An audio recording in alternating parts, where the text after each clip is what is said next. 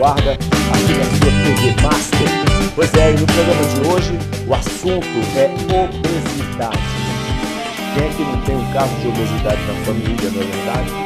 É um problema que tem que ser encarado com muita seriedade. É o que vai nos explicar o médico Eduardo Franca, que já está aqui nos nossos estúdios. E também no programa de hoje, naturalmente, você vai ter as informações na coluna do Abelardo Jurema, que está aí, né, desfilando suas informações na internet. Pois é, então, programa Vanguarda está no ar.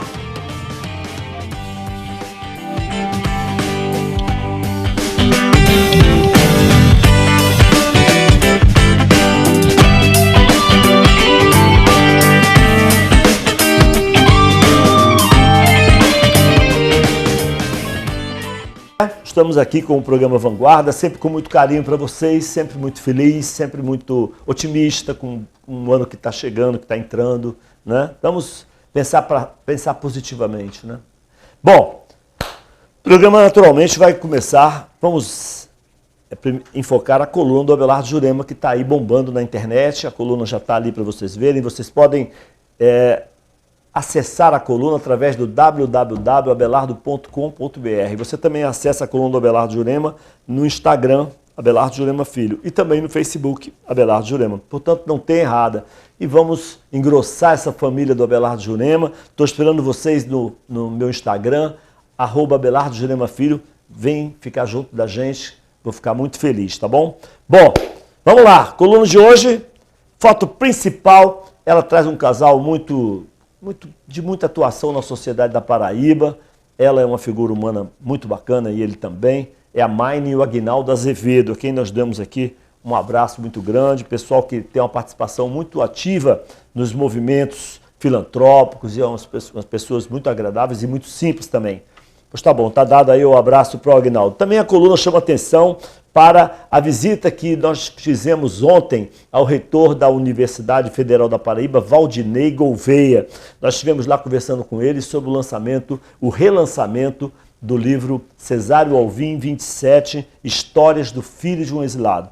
Esse livro foi escrito em 2010 e foi editado pela Universidade Federal da Paraíba, e agora a UFPB vai nos contemplar com a segunda edição da obra, porque a primeira esgotou, e eu tenho certeza que você vai ter acesso a esse livro e você vai gostar das histórias do filho de um exilado que eu tenho para contar. Bom, o que mais?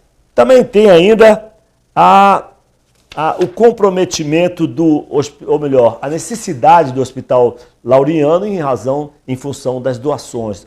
Ele vem realizando uma campanha para sensibilizar a sociedade da Paraíba em relação às doações para o hospital. Como a gente sabe, o Hospital Napoleão Laureano, ele vive das verbas do SUS e vive das doações de pessoas que contribuem com aquele hospital. Então, nós estamos aqui também fazendo esse apelo para que as pessoas participem e façam suas doações ao Hospital Napoleão Laureano, que tem relevantes serviços prestados à saúde de todos os paraibanos. Bom, e temos aniversários de hoje, entre tantos outros que estão aí na coluna registrados. Nós vamos registrar aqui a Denise Lemos, a Leda Betânia e o Zé Marcos Melo. Pois é isso aí. Bom, vamos começar o programa com a credibilidade, a confiabilidade do Laboratório Maurílio de Almeida. Vamos lá. Se você não pode sair de casa, nós vamos até você. Coleta em domicílio do Maurílio de Almeida. Ligue 3044-2686. Laboratório Maurílio de Almeida. Levar saúde até você, esse é o caminho. Já estou aqui com o Dr. Eduardo Franca, que é gastroenterologista, tem especialidade em obesidade. Obesidade é um tema muito relevante, muito recorrente na sociedade de hoje.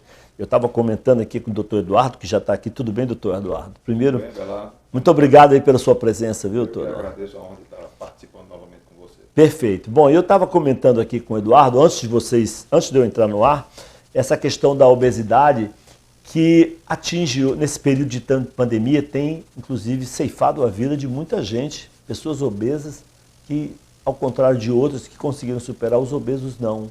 Eu queria saber, doutor Eduardo, só para começar a nossa conversa, por que isso acontece? Qual é o problema que tem os obesos que ficam mais vulneráveis a essa questão do coronavírus? Bom, como você bem frisou, agora a gente a visão contemporânea do que a obesidade se traduz. Ela trata-se de uma doença, propriamente, e que providência que... É o microfone? É o microfone. Espera aí, só um minutinho. Aqui é jogo rápido. Pronto, Ok, pode falar. Aqui testando? Já tá Ok, bom? Tudo certo. Tá ok. Bom, a obesidade, na verdade, Abelardo, se traduz numa doença Sim. em que o principal aspecto é a inflamação crônica do organismo do ser humano como um todo. Sim. E aí essas inflamações fazem com que o paciente padeça de um risco muito maior de outras complicações. Isso. Imagine que o paciente obeso, ele padece de uma inflamação ou de um déficit respiratório crônico, muitas das vezes ele cursa com apneia obstrutiva do sono, então ele respira mal. O aumento excessivo do volume do abdômen restringe a capacidade de expansão do pulmão. Ele tem defesas mais reduzidas, porque ele já lida, como disse, com inflamações cotidianas. Muitas das vezes ele trabalha com comorbidades associadas à hipertensão arterial, o rim, o coração já não tem a mesma resistência de um paciente com peso normal. As doenças associadas ao fígado, as doenças relacionadas ao pâncreas. Então, é elencado 27 doenças correlatas todas relacionadas à doença de base chamada obesidade. Já pensou? Que coisa impressionante. Você sabe que eu tive uma prima muito querida minha, muito querida, que ela tinha um problema de obesidade muito sério. E quando eu falo obesidade, é mais de 100 quilos, quase 150 quilos. E ela foi embora muito cedo. E você falou que os pacientes dormem mal. Eu me recordei que ela só conseguia dormir, viu, Gilmar, a nossa produtora que está ali, nos assistindo e nos acompanhando, ela só conseguia dormir na rede porque ela não conseguia dormir deitada, porque aquilo ali... Sufocava, posição Isso é uma coisa impressionante. Mas, doutor, me diga uma coisa, a pessoa é obesa porque quer, porque come ou porque já nasce com esse problema? Não, essa visão de que o paciente é obeso por falta de disciplina somente, por falta de força de vontade, é cada vez mais utilizada em desuso. É uma doença multifatorial. Ela pode ter um traço genético, ou seja, pai gordo, mãe gorda, o avô gordo. Isso. Ela já tem um traço genético, o número de células adiposas já é meio que predestinado. O que significa células adiposas? O número de células gordurosas do organismo. Então, ela tem um número de células que vão acumular gordura maior do que o habitual. Sim. E isso já é uma predisposição ao ganho de peso. Ela tem maior facilidade de engordar do que uma criança propriamente magra. Isso. Associe isso a um ambiente culturalmente voltado para o prazer de um hábito alimentar errôneo. Rico em carboidratos. Hoje, na população em geral, o consumo abusivo de refrigerantes, de fast foods. Sim. Então, isso vai colaborando. Existe culturalmente o hábito de não estimular as atividades físicas, não interagir com a natureza. Associe isso aos modelos normais de jogos, né? Então o paciente vai sofrer videogame, só em casa ali, não sei, porque na minha época realmente, você é mais novo do que eu, mas ainda acho que você também pegou esse tipo de infância. A gente tinha uma infância no meio da rua, né? A gente jogava bola, eu brincava de pique-bandeira, né? Então você interagia. Interagia, né? Fazia corrida de bicicleta, não corrida de bicicleta de capacete cheio de... Né? Corrida de bicicleta mesmo, pegava a bicicleta e saía... Skate, bicicleta... Saía andando, né? Skate, carrinho de rolimã, porque eu ainda sou do carrinho de rolimã, né? Do patinete. Mas não é? E aí some isso a... Quer dizer que esse sedentarismo também é um fator... Diretamente. As crianças hoje dormem muito mais tarde do que a gente dormia. Então, com certeza. É comum você chegar em casa e ter a criança à meia-noite acordada e está dormindo às 10, 11 horas da manhã como se fosse algo normal. É algo normal. Essa inversão... Você fez uma observação interessante. Isso. Ciclo sono-vigília. O corpo tem desenhado geneticamente um padrão. Quando você inverte esse padrão, quando ele perde a manhã e já deixa de tomar um café da manhã para almoçar, por exemplo, ele força o corpo a ter um padrão de guardar energia para aguentar essa mudança de ritmo. Quer dizer que a boa alimentação, eu não estou falando aí em alimentação reduzida, nós estamos falando em qualidade, não é isso? Perfeitamente. Quer dizer, horários. A qualidade e horário. Quer dizer, O cara pode ser uma pessoa saudável, magra até, se alimentando muito bem. É isso que você está dizendo. Diretamente ligado uma coisa a outra. A questão da qualidade, da não é qualidade. Isso? Agora, se o cara ficar comendo McDonald's, ficar comendo só batata frita... Biscoito de chocolate, refrigerante. Aí a tendência da pessoa é essa. Pegue esta criança, coloque num ambiente razoavelmente estressante de concorrência dos jovens de atualmente, né? Eles são submetidos a uma carga de informação e de cobrança muito grande. Ixi, Maria, não é e aí ele tem que render, corresponder a todo o investimento. Então, várias aulas, pouco tempo para dormir, e você vai transformando uma criança que teria a oportunidade de ser saudável num ser humano inflamado. É uma coisa triste. Você sabe que eu acho isso uma coisa muito triste, né? Porque a gente fica pensando, fico me lembrando, e estava lhe comentando isso, quando na minha infância, lá na Cesária Alvim, lá no Rio de Janeiro, na minha infância, eu tinha amigos que eu chamava de gordo, tinha um tal de Candinho, que a gente brincava, uma baleia, essas brincadeiras infantis, né? Mas esse cara ficou adulto, não teve traumas e ficou um adulto normal, não ficou gordo. Ele ficou gordo porque eu acho que a mãe dele, naquela época, como a gente está dizendo, o filho é tão gordinho, tão lindo, né? Essas coisas, né? Quando é que a classificação da obesidade como doença, já faz muitos anos isso? Já, ela foi considerada doença há aproximadamente 25 anos. Sim, mas é pouco tempo. Pouco tempo. E, na verdade, é a valorização disso, de você submeter crianças que tinham o jargão de ser gordinho e ser saudável, e entender que aquilo é o prenúncio de um problema mais sério à frente. E aí submeter essas crianças a check-ups, a ter a oportunidade. Você não deve lembrar de um colega seu de infância que aferia a pressão arterial propriamente a glicemia. Não me lembro. Eu não tinha nem... Primeiro eu não tive nem pediatra, não tinha pediatra, porque minha mãe achava que leite de magnésia curava tudo, né? Então, quando tinha alguma coisa, ela pegava uma coisa, toma o leite de magnésia, não sabia nem o que aconteceu, mas ela botava o leite de magnésia. E na gripe, tacava um Vic Vaporub, estava tudo certo. Desobstruía, estava tudo certo. Doutor Eduardo, nós temos aqui o senhor especialista numa cirurgia que tem sido muito recorrente, que é a questão da cirurgia bariátrica. E nós temos aqui exatamente um vídeo, não é isso, produção? Nós temos aqui um vídeo sobre a cirurgia bariátrica realizada através de endoscopia. Quer dizer que hoje não se faz nem corta mais, não corta a pessoa, não? Existem vários métodos. Né? Na verdade, surgiu-se... Fomos um dos pioneiros nesse modelo. Sim.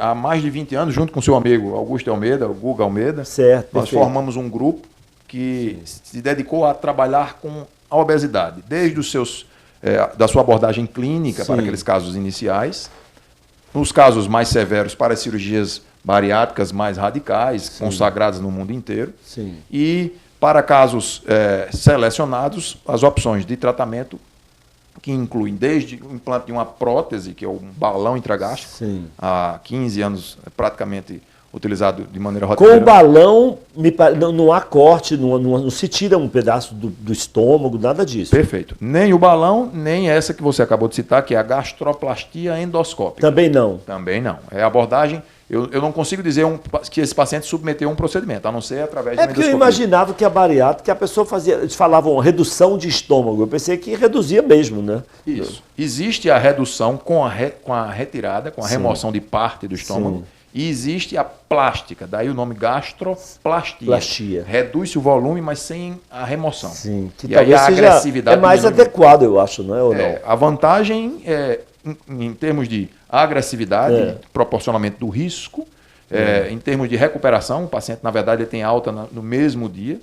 A recuperação às atividades cotidianas também muito mais rápida. E, eu diria, tem contemplado mais casos. Então, não só aqueles casos extremados de pacientes superobesos, e sim pacientes diabéticos, mas que não têm uma obesidade tão avançada, que precisam perder peso, um portador de hérnia de disco, um portador de problemas da coluna ou do joelho, que precisa ser abordado, ele está preso naquele próprio corpo, e os tratamentos clínicos já não resolvem. Tá bom, vamos assistir esse vídeo que a nossa produção separou aí, sobre essa cirurgia bariátrica realizada através da endoscopia. Vamos ver.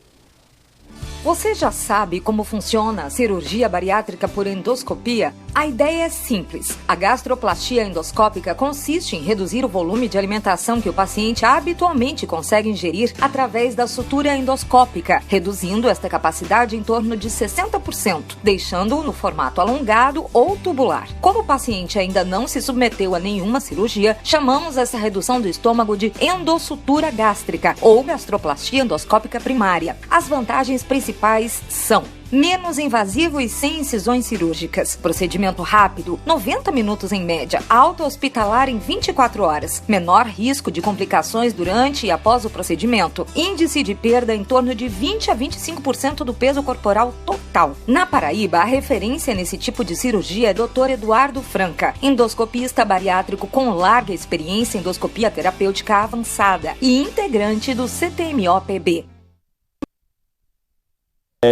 Foi muito interessante o vídeo e eu estava perguntando aqui ao doutor Eduardo se aqueles pontos eram feitos pelo sistema de robótica, porque hoje existe muito isso, né? Mas ele estava me explicando não, que é a endoscopia, mas quem comanda, quem dá os comandos e quem faz as coisas é o médico que está operando, é isso? Esse é um procedimento 100% artesanal. Sim. Certo? É ponto a ponto, então você escolhe onde abordar, analisa o local, vê a conformação que ficou e vai moldando o estômago passo a passo. Eduardo, me diz uma coisa que eu considero muito importante. Quais os casos que é preciso realmente recorrer à bariátrica? Porque às vezes tem gente que acha que a bariátrica é meramente para tirar o pneu da barriga e tal, e que aquilo a pessoa vai ficar mais jovem, enfim, quase como se fosse uma cirurgia plástica, né? Aliás, é um pouco, né, tem a plastia, estética. É da estética, né? Mas qual é realmente, na faixa etária, é por faixa etária, existe um limite de faixa etária, a pessoa pode ter qualquer faixa etária, ou pode ser a qualquer idade, e qual é a hora que você, rapaz, esse cara está precisando fazer? Qual é o caso que é mais específico para a bariátrica? Essa é uma colocação, Abelardo, extremamente pertinente, porque a cirurgia bariátrica é um procedimento de algum risco, ele tem que ser tratado com seriedade. E, dado o número de médicos do Brasil, todos têm acompanhado, a quantidade de médicos que as faculdades privadas conseguem jogar no mercado hoje é desproporcional. É imensa. Tem uma faculdade de medicina a cada 200 metros, nunca vi. E aí esse profissional entra no mercado, acha aquele procedimento interessante e começa a fazer de forma indiscriminada. Cirurgia bariátrica é reservada para aqueles casos de obesidade em níveis mais avançados e que, por trás disso, existe um risco de vida. Sim. Ou relacionado propriamente à obesidade, como bem frisamos, dificuldade de respirar, ou de se locomover, ou as doenças correlatas. É um paciente com picos hipertensivos de repetição em que ele precisa tratar a doença de base, que é a obesidade. Um paciente com diabetes refratário, insulino dependente, que já não tem controle desta doença. Um paciente sob o risco iminente de cirrose por um grau avançado de gordura no fígado, também chamado de esteatose hepática. Um paciente portador de doença osteoarticular que o impede de se locomover e que, se ele realmente ficar acamado, ele vai ganhar mais peso. Então, selecionar caso a caso. Trata-se, na verdade, de avaliar, primeiro, quem é obeso e quem tem somente excesso de peso. Existe uma camada da população que tem um excesso de peso, mas não tem a doença propriamente instalada. Porque realmente é uma coisa diferente da outra. Uma pessoa pode ter um excesso de peso, ganhou peso por alguma circunstância, e o obeso, como você falou, né? É verdade. Então, a doença em si, em graus mais avançados, e quando associada a outras doenças, como a gente chama de comorbidades, a indicação da cirurgia bariátrica, ela se faz quando você exaure os tratamentos clínicos. Então, o endocrinologista, o geriatra, o pediatra, o cardiologista, após essa abordagem repetida, muitas vezes são colegas que referenciam para a resolução daquele problema. Obviamente, tem casos até de infertilidade. O paciente tem síndrome metabólica, síndrome dos ovários policísticos, ela tem toda a intenção de engravidar, consolidar a sua família, já fez vários tratamentos de fertilização e não consegue. A perda de peso é efetiva e sustentada, viabiliza, na verdade, a fertilidade dessa paciente. Mas é um assunto, você vê, um assunto muito sério, essa questão da obesidade. Doutor, me diga uma coisa, o senhor falou, quer dizer, a mulher obesa, às vezes a mulher ela é gordinha, ela às vezes está grávida, a gente nem Nem percebe. Nem percebe. A obesidade tem alguma coisa que influencia negativamente para a gravidez, doutor? Diretamente. E aí é onde está. Às vezes não para cirurgias bariátricas, mas para procedimentos, eu diria, considerados menos invasivos, como propriamente um balão intragástrico. A paciente ela tem um risco de diabetes gestacional, de eclâmpsia ou de hipertensão própria da gravidez. Sim. Ela tem o risco de doenças como fenômenos tromboembólicos, e isso está relacionado ao peso. Então, ela até tem a fertilidade, mas ela não tem uma condição saudável para ser gestante e posteriormente mãe. A obstetra e muitas vezes a ginecologista adverte essa paciente que ela se submeta a um procedimento que controle essa doença, a obesidade, e aí ela tem uma gravidez, lembrando que numa gravidez nós temos 2 vidas em risco, e aí ela submete-se a uma gravidez de menos risco e de menos complicações.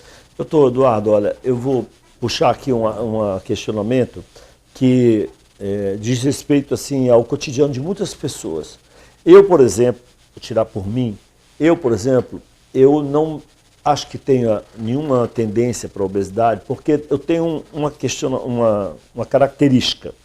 Se eu me preocupar com alguma coisa, se alguma coisa estiver me incomodando, eu não consigo comer. O primeiro sintoma que eu tenho é o apetite que desaparece e eu perco peso com mais facilidade.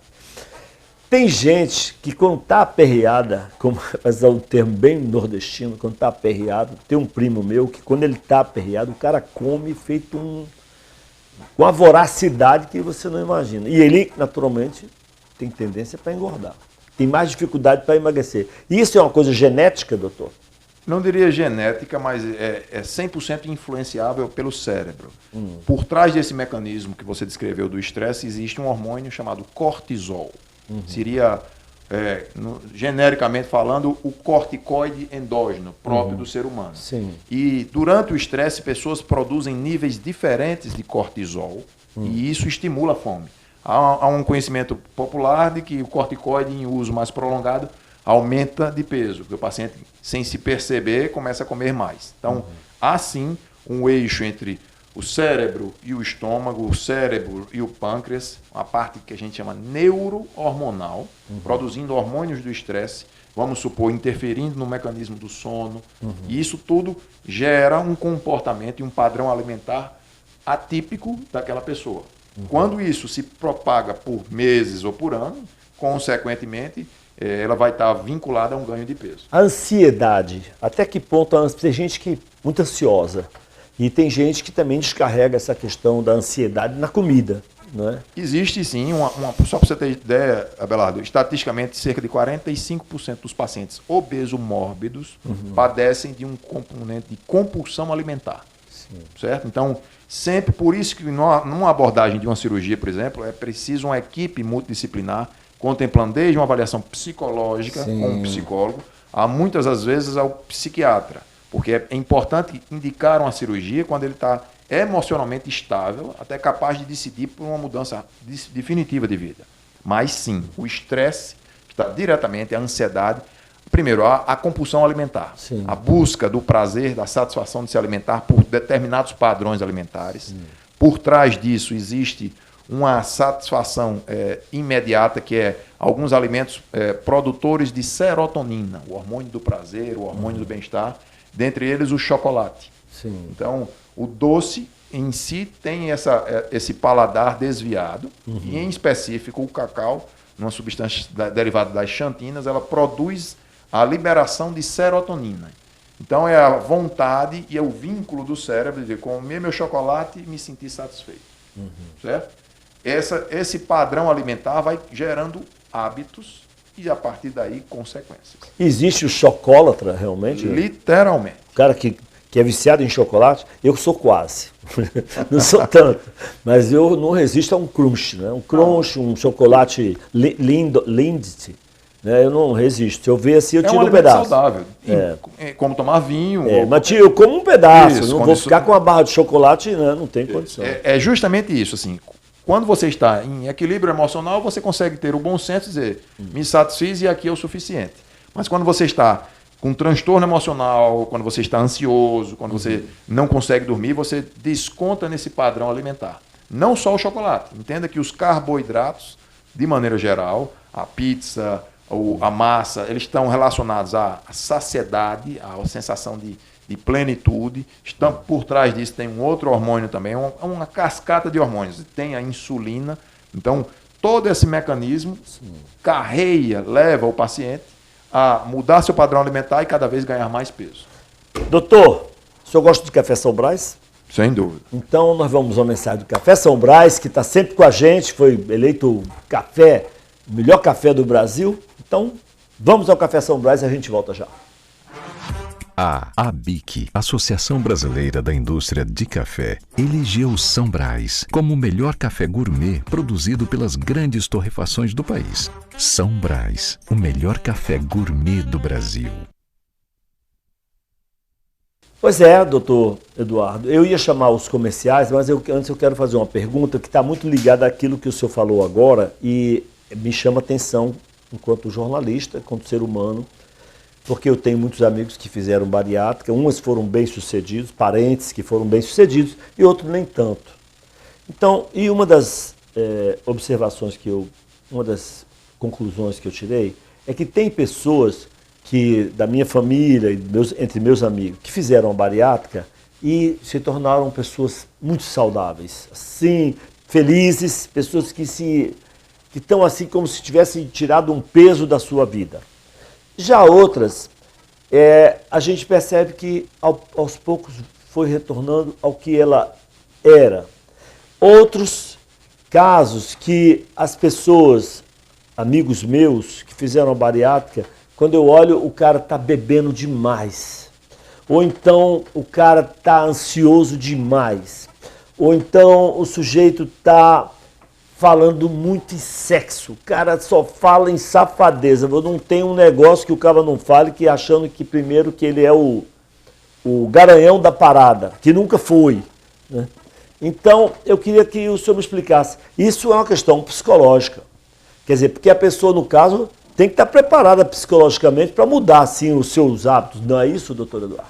É basicamente isso, Abelardo. Assim, é olhar o paciente por vários prismas diferentes e entender que nem tudo a gente vai tratar com o bisturi. O paciente, como eu acabei de citar, quase metade desses pacientes, 45% deles, tem algum distúrbio de comportamento psicoemocional. Se você ignorar isso e tentar tratar aquele distúrbio de maneira eminentemente cirúrgica, ele pode até modificar seu padrão, mas ele vai aflorar em outro momento, às vezes de outra forma. Então, não pode se valorizar somente o corpo do paciente. Aquele é um ser humano que a gente tem que enxergar que muitos, como você frisou, são resgatados. Eles já tentaram, eles estão somente precisando do grande auxílio de sair de um ambiente, de uma condição, e o cirurgião proporcioná-lo um outro ambiente. E aí ele é autossustentável, com mudanças de comportamento, de retornar à sua atividade física, de melhorar a sua autoestima. Mas existem casos em que o paciente, por trás, ele ganhou peso por distúrbio psiquiátrico. Se você ignorar isso, ele vai perder peso, mas ele vai transformar aquela compulsão alimentar por outro tipo de compulsão. Pelo álcool, pelo sexo, pela compra compulsiva. Ele apenas troca os focos. Ele está focado aqui e volta para o outro... Isso. Ou às vezes ele até permanece naquele mesmo foco e vai modificando a sua anatomia. Aquilo que você vê o paciente reengordar. Ele vai brigando contra a própria natureza. Existe um preço por se mexer na natureza feita por Deus. Então, a gente como equipe tem que enxergar isso. Vamos mexer, mas estando preparado para as variações. E o principal erro é operar e achar que está tudo feito. Aquilo é o início de um projeto. É claro. Há que ter perseverança no caso, né, sem dúvida. E acompanhamento.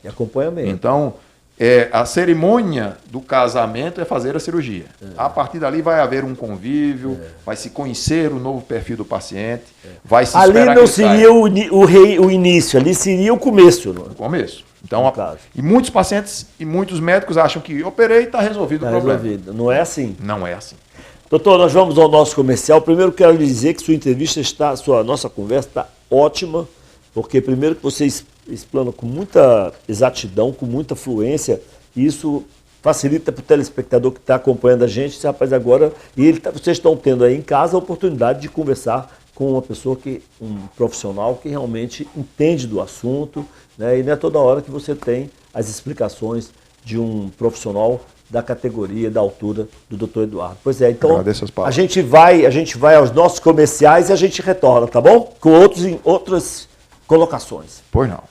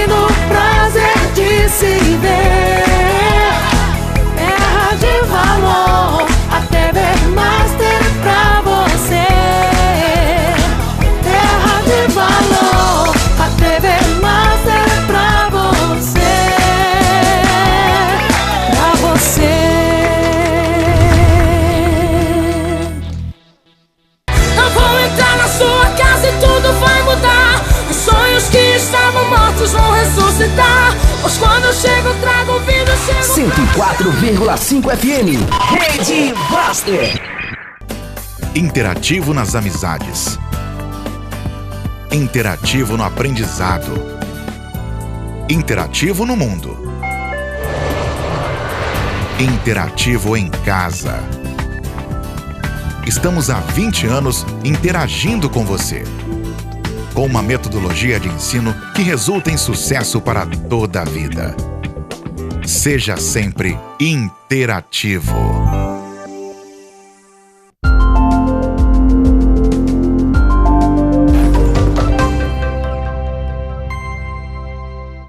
O Grupo Nossa Senhora de Fátima é formado por várias empresas que atuam em terceirização de serviços de mão de obra, segurança da tecnologia, transporte de valores, tesouraria, custódia e cofre inteligente, segurança e escolta armada, segurança pessoal privada, alimentos e saúde. Grupo Nossa Senhora de Fátima, presente em 10 estados do país há mais de 20 anos, garantindo aos nossos clientes tranquilidade e confiança em segurança patrimonial e pessoal. Nós temos as soluções de serviços para a sua empresa. Grupo Nossa Senhora de Fátima. Entre em contato conosco pelo 83 31 13 21 21, 81 99209 3311, 81 99119 3955, www.nsfgrupo.com.br, @nsfgrupo.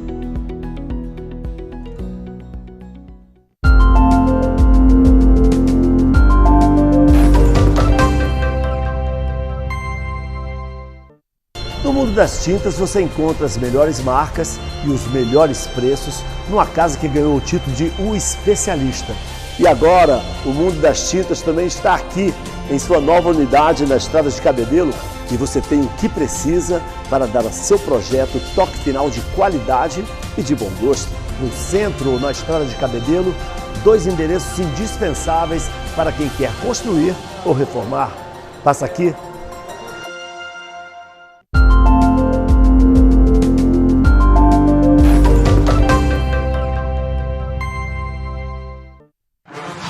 A ABIC, Associação Brasileira da Indústria de Café, elegeu São Brás como o melhor café gourmet produzido pelas grandes torrefações do país. São Brás, o melhor café gourmet do Brasil.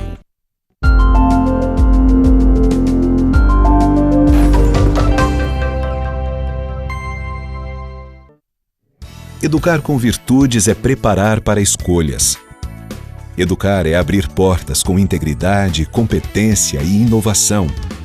Chegou a João Pessoa a maior rede de colégios batistas do Brasil. Modernas instalações, ensino integral e bilíngue, parceria com a família no desenvolvimento do estudante. Colégio Batista Brasil. Virtudes que fazem a diferença. Matrículas abertas.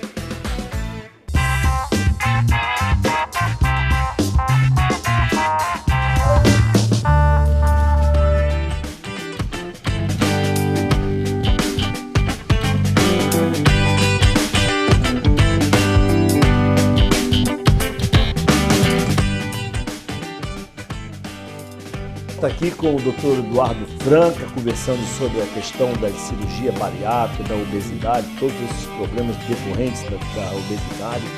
Mas, doutor, nós estamos aqui, eu estava aqui olhando aqui na nossa produção, separou um tema interessante. Primeiro eu queria saber o seguinte, se a cirurgia bariátrica, ela hoje é um procedimento mais acessível à população e se ela também é feita pelo SUS. Excelente colocação. Porque a obesidade tem crescido, Abelardo, a passos avassaladores nestas últimas 2 décadas. Sim, ela é contemplada pelo SUS, mas numa proporção realmente ínfima. Então, se opera um paciente obeso por semana, só para você ter ideia, dados de 2016, o número de pacientes obesos, isso sendo contemplado, os da rede privada e do serviço público, era de 1 a 2% dos obesos operados. Sim. Então, numa proporção de, vamos supor, de 100 pacientes, só eram operados, submetidos a procedimento de 1 a 2 casos. Então, a proporção da resolutividade é muito pequena. Quando falamos do SUS, em específico no estado da Paraíba, sim, existem serviços, o Hospital Universitário, mas assim, o número de pessoas contempladas é muito pequeno. Então, diria, a chance de resolver ou de resgatar pessoas... A maioria esmagadora são feitos particulares. São feitos particulares, exatamente. Me diga uma coisa, aí volta a pergunta. E esse tipo de procedimento está mais acessível à população, digo, média, ou ainda um procedimento muito oneroso? Bom, esse trata-se de um procedimento quando ele é contemplado por todos os planos de saúde. Ah, sim. Bom, também aí é importante. Isso já diria... Quer dizer que a pessoa que tem Unimed, por exemplo, tem como fazer essa área bariátrica? Sem dúvida, sem dúvida. Não a bariátrica endoscópica, mas nós estamos falando de vários métodos. É claro. Na verdade, é importante ressaltar que a rede Unimed e o número de médicos gabaritados e credenciados para fazer cirurgia com segurança são bastante satisfatórios. Mas, assim, parando para ver, ainda trata-se de um procedimento oneroso. Sim. Desde o preparo, já que ele passa por uma equipe, claro. Né? Porque é complexo a coisa. É complexo. Na verdade, além do procedimento ser complexo, o paciente é de risco. É isso. Então, claro. Você não pode subestimar os riscos inerentes ao ato. Doutor, me diga uma coisa. Entre a bariátrica e o balão gástrico, né, existe uma diferença, claro. Quem decide isso é quem vai se operar ou quem vai operar? Há um comum acordo. Não adianta de forma forçosa você convencer um paciente a submeter-se ao procedimento de um balão, basicamente porque você faz aquele único procedimento. Imagine, por isso que faz a vantagem de se trabalhar num time. Quando o paciente precisa ser contemplado com uma técnica do qual eu não domino, eu tenho outro cirurgião, outro membro da equipe que pode abordá-lo. Então, na forma como nós trabalhamos, é o que o paciente deseja com o que ele precisa. Existe uma interface. Não adianta eu submetê-lo a uma cirurgia onde ele não aceita a cirurgia e vai conviver eternamente com aquela insatisfação. Ou o paciente, por exemplo, tem medo de operar e ele só tem a opção cirúrgica. Então, o balão contempla os casos. Tecnicamente, falando do ponto de vista médico, quais as melhores indicações? Pacientes que têm obesidade em níveis iniciais, sim, procedimentos não definitivos. Então, o balão entra como mais opção. adequado. É mais adequado. Ou para aquele paciente em que tem um nível de obesidade de tamanho risco, que submetê-lo a uma cirurgia é quase que um risco de morte iminente. Então, submete-se a um primeiro estágio, a um procedimento endoscópico. O regride em termos de 30, 40, 50, 100 quilos perdidos, nós já tivemos casos como esse, e aí submete a um tratamento definitivo numa outra faixa de risco. Perfeito. Nós vamos então assistir um outro VT aí que a nossa produção separou, sobre a questão do implante do balão intragástrico, né? Vamos assistir, depois o senhor comenta com a gente, tá bom?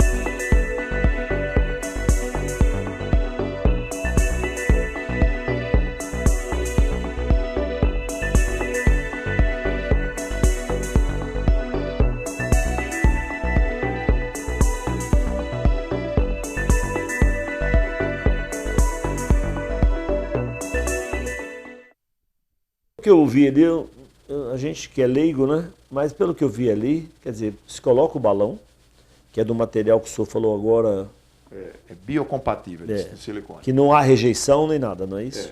Trata-se, na verdade, de uma prótese de silicone, a semelhança da prótese mamária, mesmo material. E para retirada, eu estava vendo ali como uma sucção, né? Retira e não tem problema, ele volta ao normal, o estômago volta ao normal. Exatamente. Então, passo a passo. Prótese de silicone ajustável ao tamanho de cada estômago. Então, o que cabe no seu estômago, às vezes, não é o que cabe no meu. Sim. Ele vai lhe causar dois principais efeitos. Um é, de fato, o efeito mecânico de concorrer com o volume de alimento. Então, cabe menos alimento. Sim. O outro é gerar uma série de hormônios de saciedade. Então, vai se mandar permanentemente para o cérebro a ideia de um estômago cheio por um prazo de até 1 ano. Sim. E com esses dois mecanismos se constrói um tratamento. Resgata o sedentarismo. Depois de 1 ano, retira Exatamente. O balão? Retira. Ele pode perdurar, ele pode ser retirado a qualquer momento, mas ele tem um tempo de resistência. Prazo de validade. Um prazo de validade. Ele resiste no meio ácido do estômago por até 1 ano. Sim. Tempo para que você reeduque o paciente e corrija os outros fatores que o levaram à obesidade. Sim, é submetido a uma nova endoscopia, funciona-se a prótese, aspira o seu conteúdo, fixa-se o balão e retira por via oral, deixando o estômago intacto, assim como era antes. Perfeito. Doutor Eduardo, eu vou dar uma ligeira pausa aqui com o senhor para falar aqui sobre o Manaíra Shopping. Ontem eu estive lá no Manaíra Shopping, estive lá no Café São Brás, que tem logo ali na frente, comi um crepe lá muito gostoso com a minha mulher. E quando eu estava lá, eu fiquei observando o movimento do Manaíra Shopping e vendo realmente a preocupação que o Manaíra tem com a segurança dos clientes, das pessoas que chegam lá, né, no controle desses protocolos de proteção, né, por conta da pandemia. Realmente é admirável como a empresa chegou a essas providências, a tomar essas providências todas, algumas que a gente nem percebe na hora, mas depois a gente que fica de longe, fica observando. Quer dizer, realmente é um padrão de segurança bem interessante. Eu queria parabenizar aqui a diretoria do shopping, do Manaíra Shopping, isso acontece também no Mangabeira Shopping, que é essa preocupação com a segurança. Desde o momento que você entra no shopping, fazendo o teste da temperatura e você usando álcool em gel, mas fora isso, todos os locais, todos separados com vidros em acrílico, ninguém tem os contatos com as pessoas, com os clientes, todos muito pré-estabelecidos, enfim. Está de parabéns o Manaíra e o Mangabeira Shopping por essa atuação. Bom, com essa preocupação. Bom, e eu queria também aproveitar aqui esse breve intervalo da nossa conversa com o Dr. Eduardo Franca para também fazer um convite para vocês conhecerem, se ainda não conhecem, um local onde você pode fazer suas compras. Se você estiver planejando construir ou reformar, pode ir lá no Mundo das Tintas.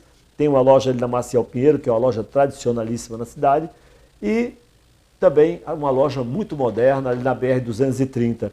Então você tem 2 endereços, mas tem a mesma qualidade, mesmo carinho, a mesma acolhida, tanto dos funcionários como do diretor da loja, que eu conheço e que é uma pessoa muito bacana, muito educada e muito gentil, que é o nosso Clay Miranda. Vamos lá no Mundo das Tintas. Há quase 40 anos, ela está aqui no seu tradicional endereço na Maciel Pinheiro, atendendo com qualidade e oferecendo seus produtos e serviços. No Mundo das Tintas você encontra as melhores marcas e os melhores preços numa casa que ganhou o título de O Especialista, pela sua experiência no setor de decoração e de ambientação. E agora, o Mundo das Tintas também está aqui em sua nova unidade na Estrada de Cabedelo, quase em frente ao Hiper Bom Preço. O acesso é fácil, o ambiente é climatizado, o atendimento é personalizado e o estacionamento é próprio. E você tem o que precisa para dar a seu projeto o toque final de qualidade e de bom gosto. No centro, na Estrada de Cabedelo, 2 endereços indispensáveis para quem quer construir ou reformar. Passa aqui. Dr. Eduardo Franca, aqui no nosso programa, hoje abordando essa questão da obesidade. É um assunto que tem interesse para todas as famílias, porque sempre tem um gordinho ou uma gordinha numa família. É impressionante, né? Uns estão muito felizes, mas outros, mesmo no caso das pessoas gordinhas que estão felizes, é preciso sempre observar, né? Para que aquilo não fuja do controle. E eu queria aproveitar aqui essa brecha aqui para convidar você que está em casa para seguir o Abelardo Jurema no nosso Instagram. Vamos lá juntar, vamos ficar mais perto. É só você digitar Abelardo Jurema, @Abelardo Jurema Filho. Você vai ficar comigo. E tem uma coisa, ali no meu Instagram, só quem mexe sou eu mesmo, então não tem robô não. Você falou, está falando com o Abelardo Jurema. Se tiver alguma sugestão para o programa, quiser comentar, criticar, elogiar, aquilo que você quiser fazer através das redes sociais, pode me sintonizar no Instagram ou então no Facebook. Abelardo Jurema também é fácil. Bom, estou aqui com o doutor Eduardo Franca, dando uma aula para a gente aqui sobre essa questão da obesidade. A nossa produção estava lembrando aqui no intervalo que tem muitas pessoas que, como nós estávamos até comentando no início, né? Você vê no Instagram aquelas mulheres dizendo que fizeram aquilo tudo na academia, tererê, mas na realidade botaram um balão dentro do estômago. Isso acontece muito, né, doutor? Na verdade, obviamente usando os princípios da ética e da indicação correta, mas você pode resgatar um paciente para uma melhor qualidade de vida e para afastar-se da doença. É claro. O balão é para casos de obesidade inicial e realmente não tem como você saber que aquele paciente está com balão. Ele começa a emagrecer de maneira muito efetiva, ele não tem limitações físicas alguma e esteticamente ele muda a olhos vistos. Doutor, existem, às vezes as pessoas dizem assim, fulano fez a bariátrica, mas a cabeça dele ainda é de gordo. Isso existe, essa expressão está certa? A cabeça é de gordo? Literalmente. Você vê as pessoas brigando com o próprio corpo ou literalmente com o próprio estômago. Então ele come, chega-se a se sentir mal ou até mesmo vomitar, porque o volume que o estômago ficou é desproporcional ao que ele está habituado a comer, Abelardo, e inclusive a beber. Então as pessoas às vezes estão 40 quilos mais magras, mas estão acostumadas no seu final de semana a tomar a cada farra 1 litro de uísque. Ele está bem mais magro, ele tem um volume de estômago bem menor e aquele hábito que ele existia é desproporcional para a sua realidade atual.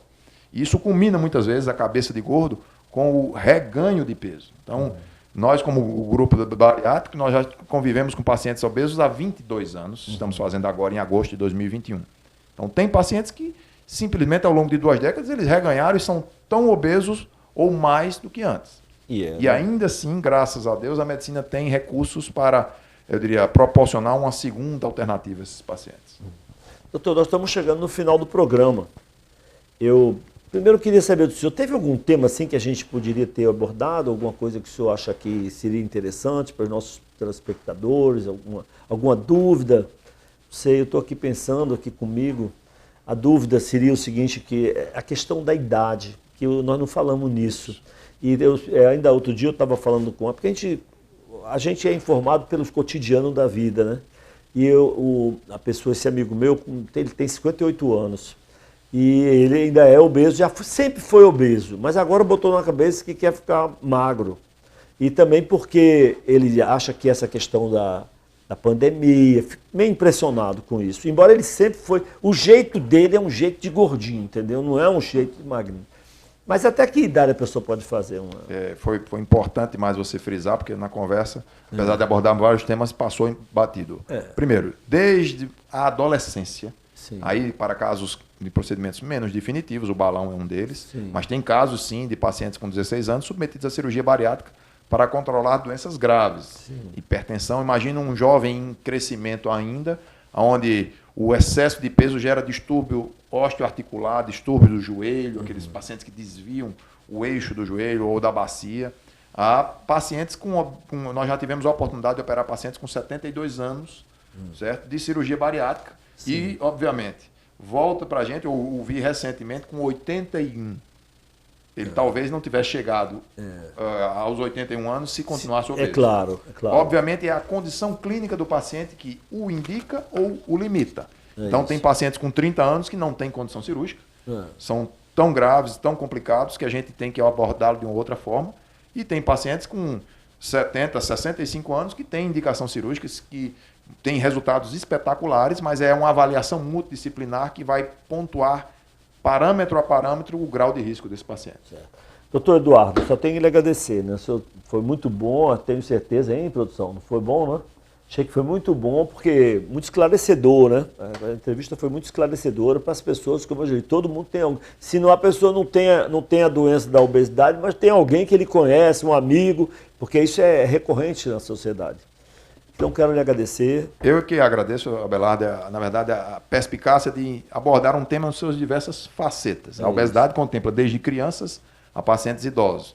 Na pandemia, em específico, eu acho que isso é um tema mais do que pertinente, porque mesmo na pandemia, com a suspensão das cirurgias, a cirurgia bariátrica foi uma das que ainda é contemplada para que vá resgatando, dado o fato de que a pandemia não acaba tão rapidamente, e pacientes que há 6 meses foram operados e hoje ele corre menos risco diante do Covid.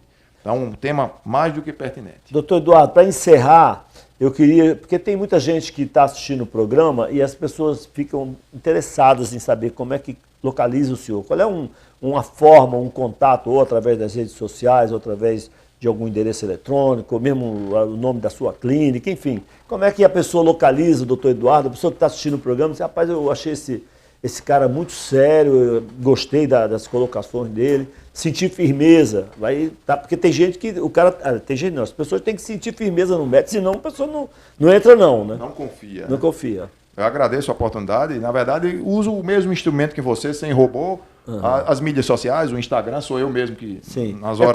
Qual é o Instagram, por exemplo? Eduardo Franca PB.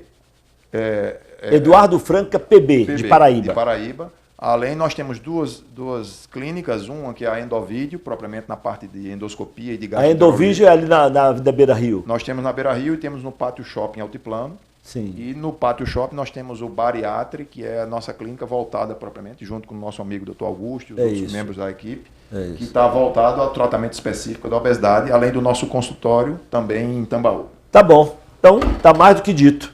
Muito obrigado aí pela sua presença. O senhor fica sentado até o final do programa, tá bom? Pois é, gente, olha, encerrando o programa, muito feliz hoje aí com o programa, muito bom. Achei bem interessante a entrevista, valeu mesmo, porque eu queria agradecer ao senhor, doutor Augusto. Obrigado mais uma vez, doutor Eduardo.